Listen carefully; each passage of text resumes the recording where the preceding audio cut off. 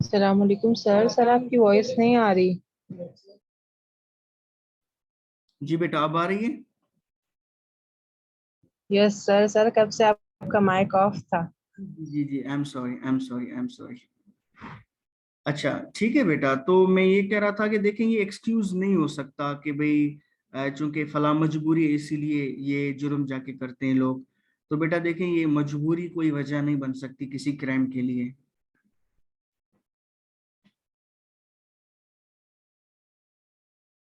Why do people do deviance when they know that the circumstances are not going to be good in the end?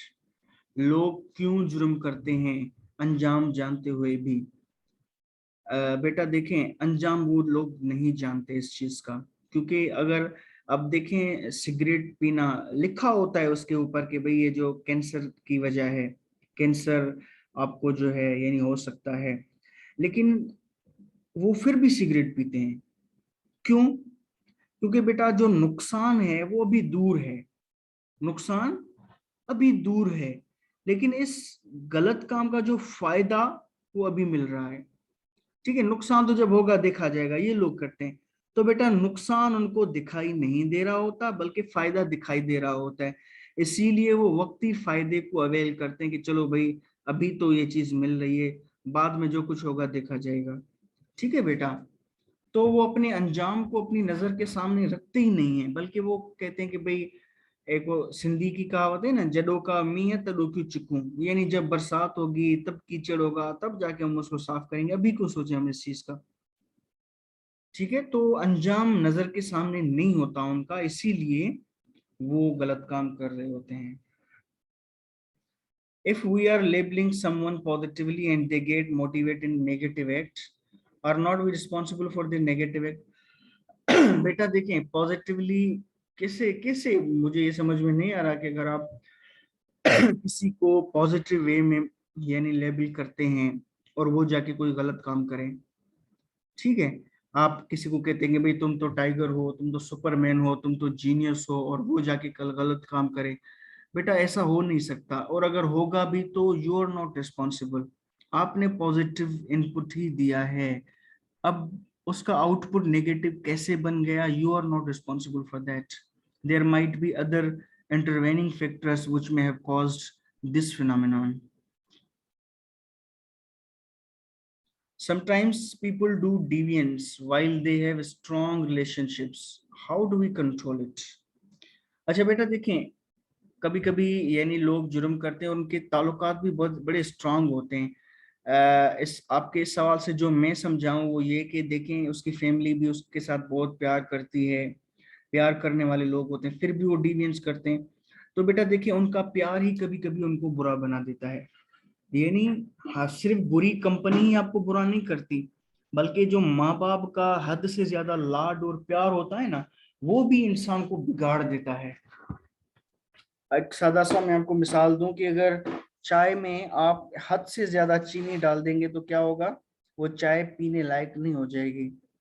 इसी तरह बेटा, जब कभी किसी को कोई बच्चा हो, कोई औरत हो, कोई मर्द हो, कोई भी हो, अगर आपने हद से ज्यादा उसको लाड दिया, प्यार दिया, या इवन मैंने यहाँ पे औरत और मर्द का नाम लिया, कभी कभी क्या होता है, आप किसी को उसकी हैसियत से ज्यादा इज्जत और मोहब्बत देते हैं, और फिर वो समझता है कि शायद मैं हूं ही इतना बड़ा आला दर्जे का जिस वजह से मुझे इतनी मोहब्बत और इतनी मिल रही है, और फिर वो आपको अपने पाँव की मट्टी समझने लग देता है। तो ये इसकी इसके जिम्मेदार आप खुद होते हैं, क्योंकि आपने उसको हद से ज्यादा जो है यानी कि दे दी। एक सिंधी सॉन्ग है ना, उसकी वर्डिंग कुछ यूं है कि मैंने तो तुम्हें अपना मैंने तुम्हारी पूजा की और तुम तो वाकई भी देवता बन के बैठ गए, यानी मैंने आपकी आपसे इतनी मोहब्बत की कि वो मोहब्बत पूजा के बराबर हो गई, और तुम तो वाकई भी मेरी पूजा देखकर तुम तो वाकई भी देवता ही बन बैठे। ठीक है, तो बच्चे को जो है कभी कभी हद से ज्यादा मोहब्बत जो है वो भी खराब कर देती है। What is the main concern of the labelling theory? बेटा ये हम डिस्कस कर चुके हैं। Eloping married, to run away secretly with the intention of getting married without parental consent, who is responsible for that deviance, parents, society और elopers? बेटा देखिए, मैं कभी भी हम सोशियोलॉजी में कभी भी हम किसी एक को नहीं कहते भाई फलां जिम्मेदार है। हम ये देखते हैं कि सोसाइटी किस हद तक, फैमिली किस हद तक, और वो बजाते खुद जो लड़की लड़का है वो किस हद तक। तो बेटा शुरुआत आपकी फैमिली से होती है। फैमिली के अंदर भी कुछ खामियां होती हैं। देखिए आजकल क्यों उनसे अगर आप थोड़ा सा पूछें क्यों उनको भागने की जरूरत पड़ जाती है, क्योंकि उनकी जहां मर्जी होती है वहां पे उनकी शादी नहीं कराई जाती। बेटा देखें, आज के माँ बाप को भी ये देखना चाहिए कि अगर आप उस रिश्ते से इनकार कर रहे हैं तो अपने बच्ची को या अपने बच्चे को कुछ वजूहात बताएंगे। बेटा देखें, फला फला फला फला चीजें हैं जिनकी वजह से हम मुतमईन नहीं हैं, और हमें आप बहुत ज्यादा अजीज हो, इसीलिए हम आपको किसी खतरे में नहीं देखना चाहते। ठीक है बेटा, लेकिन इस तरह की एक्सप्लेनेशंस नहीं देते, इसीलिए बच्चे बागी बन जाते हैं। तो कहते हैं ना, थोड़ा बच्चों की भी बात मान ली जाए, बच्चों की भी पसंद और नापसंद का ख्याल रखा जाए, तो शायद ये नौबत ना आए। तो फैमिली इस हद तक जिम्मेदार होती है कि वो अपने बच्चों की पसंद और नापसंद को इग्नोर कर देती है। और बच्चे बच्चे ये है कि जो अपने हाथ में ये सब कुछ ले लेते हैं। बेटा देखें, खासकर जो बच्चियां होती हैं उनको तो ये कभी भी नहीं करना चाहिए, कभी भी नहीं। देखें, एक जो दूर से चांदनी नजर आ रही है ना, वो इतनी दिलकश नहीं है। आप देखें, ये चांदनी चांद की अपनी नहीं है, ये सूरज की रिफ्लेक्शन होती है।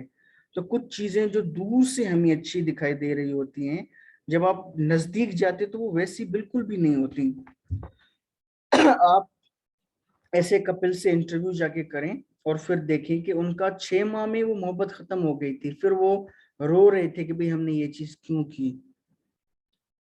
ठीक है बेटा, तो जिम्मेदार सोसाइटी को तो हम इल्जाम नहीं दे सकते, सब कुछ सोसाइटी पे डाल दें।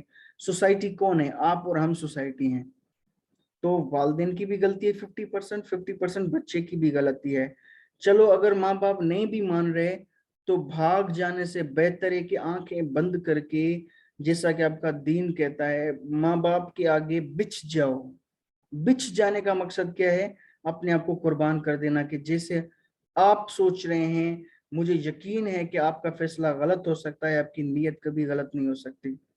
बेटा इस बिछ जाने के अंदर ही आपके लिए सुकून है, लेकिन बागी बनने में आपकी तबाही है, इस दुनिया की भी और आखिरत की भी।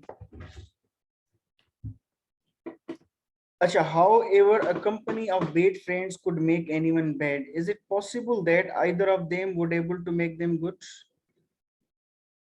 बेटा यानी मैं ये समझ रहा हूँ कि क्या कभी कोई बैड कंपनी किसी को अच्छा भी बना सकती है? तो बेटा नहीं बना सकती, नहीं बना सकती।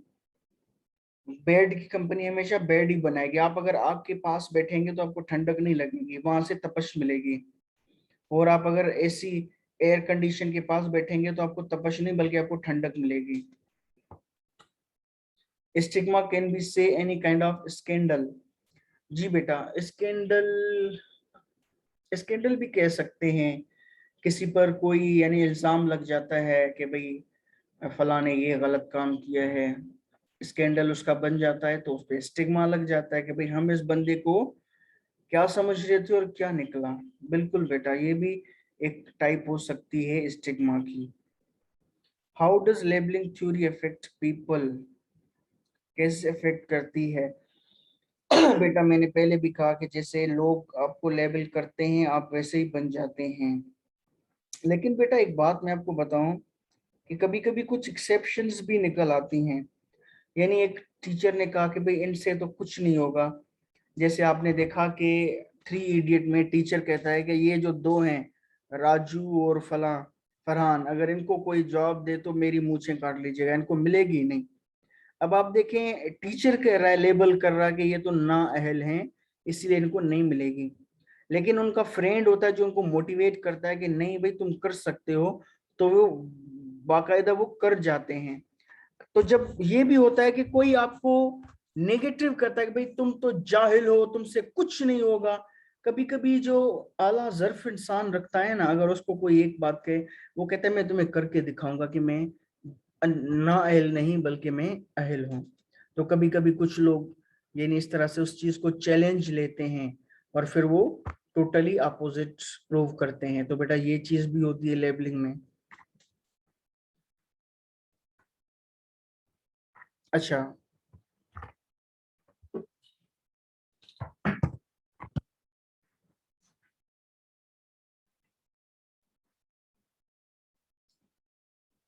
What are the consequences of labelling theory? बेटा मैंने आपको बताया जैसा आप लोगों को लेबल करते हैं वो वैसे बन जाते हैं। Can you please define the self fulfilling prophecy with example?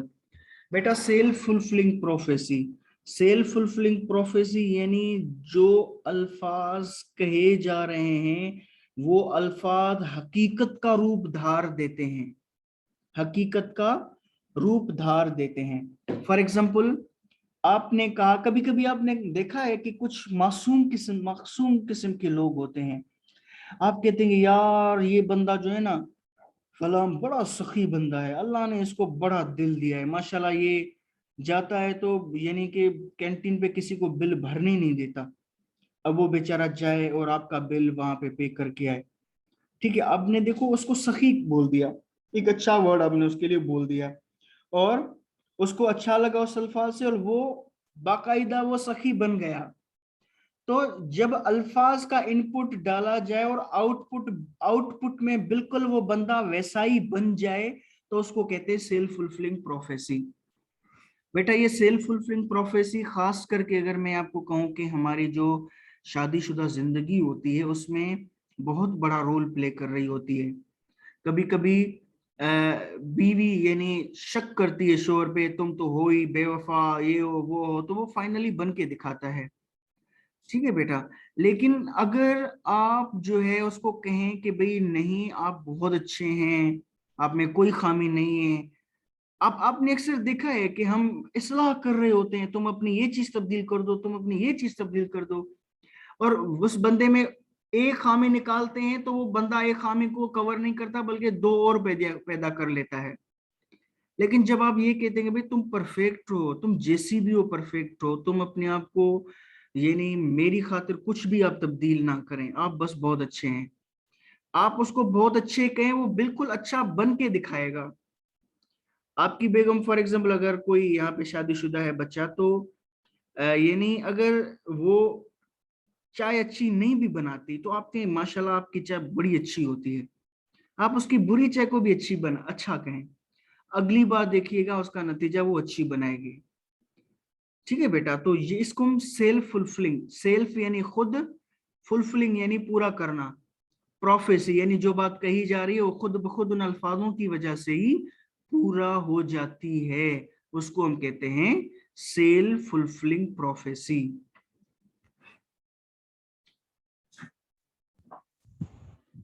If the child does not do the wrong thing again due to the negative response of the parents, can we say that this is the primary deviance? जी बेटा, primary यानी एक जो खुद ब खुद हो गया, जो खुद ब खुद हो गया।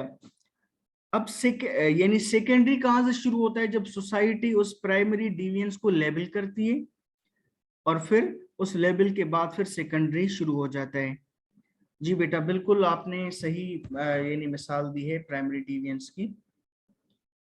We have learnt in labeling theory that somehow deviance is an outcome of labeling people negatively, but differential association says that our gathering, our surroundings holds a very big impact on our personality.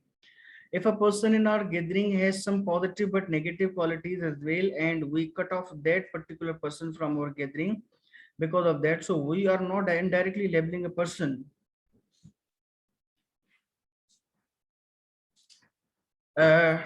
बेटा देखिए ये labelling नहीं है, cut cut कर देना। अब उसकी तो कई सारी मानाएं हो सकती हैं, क्यों कट किया गया है, किस वजह से कट किया गया है। लेबलिंग का ये है कि डायरेक्टली कोई अल्फाज का, जब भाई तुम झूठे हो और हम झूठे से नहीं मिलना चाहते, आप अपने रास्ते पे हम अपने रास्ते पे, तो बेटा ये होता है लेबल। ठीक है बेटा, how can we understand this level in relation to primary deviance and secondary deviance? बेटा अभी मैंने कहा कि पहले क्या होता है कि आपसे कोई छोटी मोटी गलती हो जाती है, जानबूझकर या अनजान में आपसे हो जाती है। अब अगर सोसाइटी है, आपकी फैमिली है, अगर वो पॉजिटिवली उसको रिस्पॉन्ड करे, आपको समझाए कि बेटा ये सही नहीं है, तो आपका डिविएंस वहीं पे खत्म हो जाता है। लेकिन अगर वो रिएक्ट करे, रिएक्ट यानी नेगेटिव रिस्पॉन्स करे उस प्राइमरी डिविएंस को और आपको पनिश करे, तो आप जो है यानी कि you are most likely to switch for secondary deviance. Mostly people are engaging negative action and become deviant, but sometimes a student becomes deviant to achieve his achievements in life.